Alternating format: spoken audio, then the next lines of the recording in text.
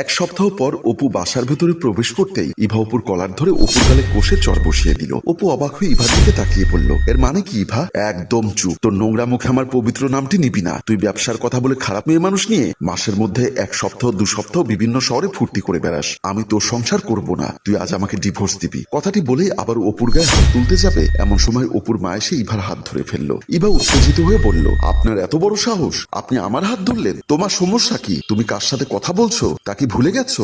আপনি ভুলে গেছেন আপনি কার সাথে কথা বলছেন। এবার আর অপু নিজের রাগ কন্ট্রোল করতে পারলো না। ইভার গালে কষে চর বসিয়ে দিল। ইভা গাল চেপে ধরে বলল, তোর এত বড় সাহস, তুই আমাকে চর মারলি? চরিত্রহীন লম্পট, আজ তোদের সবাইকে আমি জেলের ভাত খাওয়াবো। বলেই হনহন করে বেডরুমের দিকে চলে গেল। অপুর মা অপুর কাছে জানতে চাইলো, কি হয়েছে সত্যি করে বলতো। মা, বিশ্বাস করো, ও যা বলছে আমি এমন কিছুই কখনো করিনি, আর করতে পারবো না। ও আমার নামে মিথ্যা কথা বলছে। এখন জানি না কি করে। ইদানিংকাল বেশি খারাপ ব্যবহার করে সবার সাথে। এর কারণটা কি সেটাই বুঝতে পারছি না। তুই বেডরুমে যা, শান্ত করার চেষ্টা কর। অপু বেডরুমের দিকে চলে গেল। অপু বেডরুমের সামনে আসতেই ইভা ব্যাগ নিয়ে রুম থেকে বের হয়ে আসলো। অপু জানতে চাইলো, কোথায় যাচ্ছ তুমি? তোর নামে মামলা করতে যাচ্ছি। তুই আমার গায়ে হাত তুলেছিস। আমি তো সংসার করব না। তোকে আমি জেলের ভাত খাইয়ে ছাড়বো। ইভা, এখন কিন্তু তুমি অতিরিক্ত বাড়াবাড়ি করছো। যে স্বামী তার স্ত্রীকে পরিপূর্ণ শারীরিক তৃপ্তি দিতে পারে না, বাহিরে পরনারীতে আসক্ত, তার সাথে বাড়াবাড়ি না করে কি আদর করব? ইভা, তুমি এসব কি বলছো? কেন আমার নামে মিথ্যা কথা বানিয়ে বানিয়ে বলছো? এমন সময় অপুর ছোট বোন প্রিয়া তার রুমের সামনে দাঁড়িয়ে মুচকি মুচকি হাসছে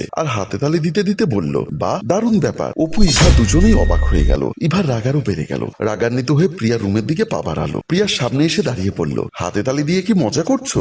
আমি তোমার অভিনয় দেখে মজা পেয়েছি, তাই আনন্দ প্রকাশ করছি। মানে তুমি এসব কি বলছো? এতদিন শুনেছি চোরের মায়ের বড় গলা হয়, কিন্তু আজ তা নিজের চোখে দেখলাম। শাক দিয়ে তুমি মাছ ঢাকতে চাইলেও ও মাছ তো শাক দিয়ে ঢাকবে না। অপুর মা দরজার সামনে দাঁড়িয়ে বলল, প্রিয়া, তুই কি বলছিস? তোর কথার আগাগোড়া তো আমি কিছুই বুঝতে পারছি না। ইভা বলল, তোমার কি ধারণা আছে তোমার এই উল্টাপাল্টা কথার কারণে আমি তোমার নামেও মামলা করব? মামলা তো আমি তোমার নামে করব, কারণ আমার কাছে তো তোমার কুকৃতির প্রমাণ আছে। কথাগুলো শুনে ইভার চোখ বড় বড় হয়ে গেল। আমতা আমতা করে বলল, তুমি আমাকে ভয় দেখাচ্ছ? তোমার এত বড় সাহস? অপু আসলে বুঝতে পারছে না প্রিয়া কি বলতে চাচ্ছে। প্রিয়া বলল, ভাইয়া, তুমি জানো না এই মহিলা তোমার নামে কেন বদনাম দিচ্ছে, কেন তোমার গায়ে হাত তুলেছে? অপু জানতে চাইলো, কেন? এই মহিলা পরকীয়ায় আসক্ত। কথাটি শুনে সবাই চমকে উঠল। ইভা বলল, মিথ্যা কথা, এটা আমার বিরুদ্ধে ষড়যন্ত্র। প্রিয়া বলল, এতদিন মুখ বুঝে তোমার সব অন্যায় অপরাধগুলো চেপে রাখার চেষ্টা করেছি, ভেবেছি তুমি ভালো হয়ে যাবে, কিন্তু আজ অকারণে তুমি আমার ভাইয়ের নামে বদনাম দিলে, তাকে মারধর করলে। তোমাকে তো আমি ক্ষমা করতে পারি না। অপুর মা বলল, কি হয়েছে একটু খুলে বল। কি হয়েছে শুনবে? তাহলে শোনো।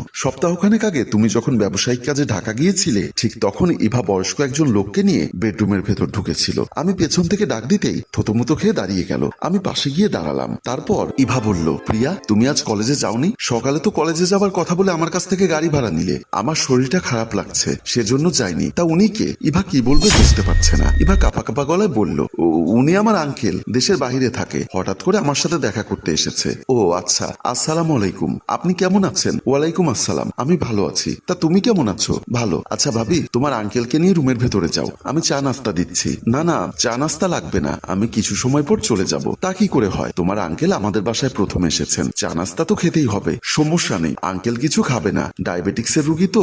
আচ্ছা ঠিক আছে, রুমের ভেতরে গিয়ে বসো। তারা দুজনেই রুমের ভেতরে চলে গেল। আমি রান্নাঘরের দিকে চলে গেলাম। অনেক সময় পর আমি রান্নাঘর থেকে বের হয়ে খেয়াল করলাম দরজা আটকে অনেক সময় তারা রুমের ভেতরে আছে, কিন্তু আমি বুঝতে পারছিলাম না তারা দরজা আটকে রেখেছে কেন। হঠাৎ দরজা খুলে গেল। আমি রান্নাঘরের আড়ালে গিয়ে দেওয়ালের পাশে দাঁড়িয়ে দেখতে লাগলাম লোকটি রুম থেকে বের হওয়ার আগে ইভার কপালে চুমু খাচ্ছে। তারপর লোকটি বাসা থেকে বের হয়ে গেল। আমি কিছুটা চিন্তায় পড়ে গেলাম, কেমন আঙ্কেল হয়, এত সময় দুজন দরজা বন্ধ করে রুমের ভেতরে ছিল, যাবার সময় ভাবির কপালে চুমু খেলো। ভাবতে ভাবতে কোনো কুল কিনারা পেলাম না। পরদিন আমি কলেজে যাবার নাম করে বাসার মধ্যে লুকিয়ে রইলাম। কিছু সময় পর আস্তে আস্তে রুম থেকে বের হতেই চোখ পড়লো মেইন দরজায়। দেখতে পেলাম ভাবি দরজা খুলে দিচ্ছে, আর এই বয়স্ক লোকটাই বাসার ভেতরে প্রবেশ করলো। আমি আস্তে করে আমার রুমের পর্দার আড়াল হয়ে গেলাম। ভাবি লোকটাকে জড়িয়ে ধরলো। তারপর দরজা বন্ধ করে লোকটাকে নিয়ে আস্তে আস্তে দুজন বেডরুমের দিকে চলে গেল। বেডরুমের ভেতরে ঢুকলো ঠিকই, কিন্তু আজ আর বেডরুমের দরজা আটকালো না। আমি আস্তে আস্তে তাদের বেডরুমের সামনে আসলাম। উকি মেরে যা দেখলাম তা দেখতে হয়তো আমি প্রস্তুত ছিলাম না। দুজন দুজনকে জড়িয়ে ধরে ভাবি লোকটির বুকের উপর মাথা রেখে বলছে, তুমি বলেছো আমাকে একটা ফ্ল্যাট দিবে, একটা গাড়ি কিনে দিবে, এখনো দিচ্ছ না কেন? অবশ্যই তোমাকে ফ্ল্যাট দিব, গাড়ি দিব, আর সেই ফ্ল্যাটে তোমাকে নিয়ে আমি থাকবো। আর গাড়ির কথা বলছো, তোমাকে নিউ মডেলের একটা গাড়ি কিনে দিব, যে গাড়িতে তুমি আর আমি দুজনে লং ড্রাইভে যাবো। বলেই দুজনে হাসাহাসি করতে লাগলো। আমি আমার হাতের মোবাইলটা বের করে ভিডিও করতে লাগলাম, কারণ আমি জানতাম এটা প্রমাণ হিসাবে না রাখলে হয়তো ভবিষ্যতের জন্য খারাপ কিছু অপেক্ষা করবে। আমি সেদিন ওদের কিছু বলিনি, চুপচাপ ভিডিও করে বাসা থেকে বের হয়ে গেলাম। বিকালবেলা আমি বারান্দার সামনে থেকে যাচ্ছিলাম, তখন খেয়াল করলাম ভাবি বারান্দায় দাঁড়িয়ে কার সাথে যেন হেসে হেসে কথা বলছে। আমি আস্তে আস্তে তার পাশে গিয়ে দাঁড়ালাম, কিন্তু সে এতটা কথার গভীরে ছিল আমাকে সে খেয়াল করলো না। কিন্তু তার কথার ভাঁজে বুঝতে পারলাম সে তার নামধারী আঙ্কেলের সাথে কথা বলছে। হঠাৎ পেছনে ফিরতেই আমাকে দেখে চমকে উঠলো, থতমত খেয়ে বলল, প্রিয়া তুমি এখানে কখন আসলে? এই তো আসলাম। তা তুমি কার সাথে কথা বলছিলে? কাপা কাপা গলায় বলল, আমার ওই আঙ্কেলের সাথে কথা বলছিলাম। ভাবি তুমি কি আমাকে বোকা মনে করো? আমি খোঁজ নিয়ে জেনেছি তোমার সম্পর্কে কোনো আঙ্কেল নেই। শুধু শুধু আমার সামনে নাটক কেন করছো? তোমার সুন্দর একটা জামাই আছে, সুন্দর একটা সংসার আছে। আমি আম্মা তোমাকে কখনোই জ্বালাতন করি না, তারপরও তুমি ফ্ল্যাটের স্বপ্ন দেখো,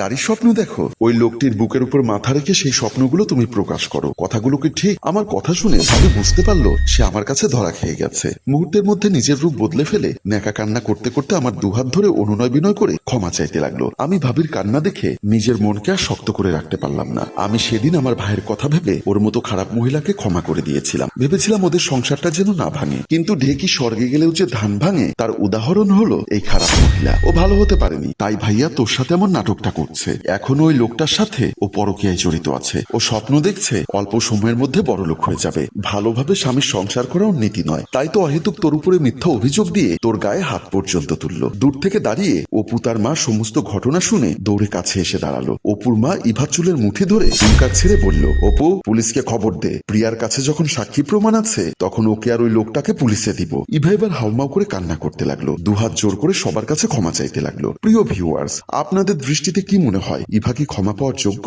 মন্তব্য করে জানিয়ে দিন। আর যারা লোভ করে স্বামীর সংসারের মায়া না করে পরকীয়ায় আসক্ত হচ্ছেন তারা অবশ্যই সাবধান হয়ে যান। পরকীয়া কখনোই আপনাকে সুখে রাখতে পারবে না। পরকীয়া একটা সামাজিক ব্যাধি, তা প্রতিশোধের জন্য অবশ্যই এমন শাশুড়ি এমন ননদ হওয়া উচিত। গল্পটি ভালো লাগলে লাইক কমেন্ট ও শেয়ার করুন। গল্পটি রচনায় ফেরদৌস অপু, পরিচালনায় মোশাররফ হোসেন মৃদুল, সম্পাদনায় মোজাম্মেল। ধন্যবাদ।